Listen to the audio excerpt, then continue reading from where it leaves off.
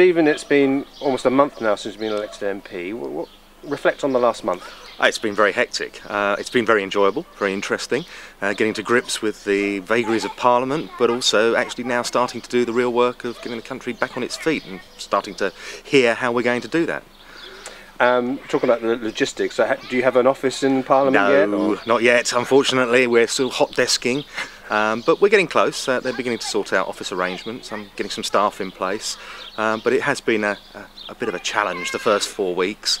But as I say, things are beginning to fall into place, and then we can crack on. Is there a transition from being sort of like a super councillor to being a genuine MP? Yes, there is. You're treated in a different way.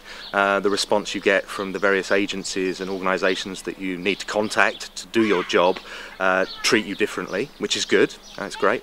And we're beginning to be able to deal with people's cases as they come up quite efficiently, I think.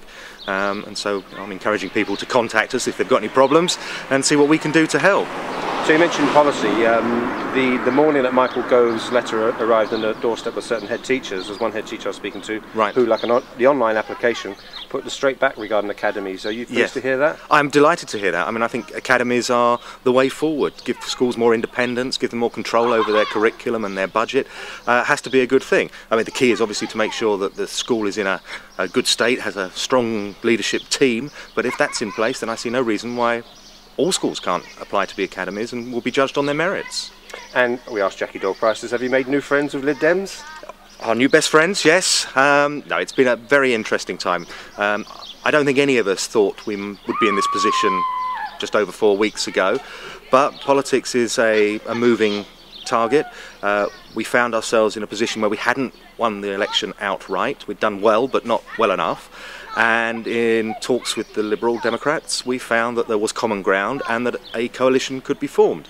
And I think looking at the coalition agreement that's been drawn up by the two leaders, we have a lot of our policy in there. We are going to be able to do a lot of the things that we said we were going to do before the election.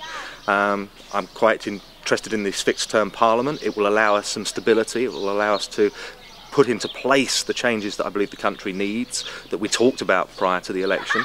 So I think overall, the coalition is a good thing. I think it will deliver what the country needs. And things like the big society, are those just vague terms, or you genuinely believe that giving power back to people in certain aspects is something that can work? I believe that giving power back to people is absolutely key. I mean, I have been talking about that for 3.5 years. My putting people first strapline is more than just 3 words. It's something behind it, and that is that people know best for what they want for their families, for their local communities. And I think at times government has actually not been listening to those people. We're saying big society is not only listening to them, but empowering them, making them part of how we run the country, making them part of the solution, not just doing government to them, but involving them in government and showing them that if they come forward with good ideas, that government won't stand there as a roadblock. And in the House of Commons, what's the experience been like when you're so close to national events, for example, the tragedy in Cumbria? What's that been like? I mean, obviously the tragedy in Cumbria, all our sympathies are with the families and those who have been affected by this tragedy. But it's very interesting being in Parliament and seeing these things unfold. People coming into the House, making statements, hearing it from the Prime Minister and from the Home Secretary, what's happening and what they're proposing to do.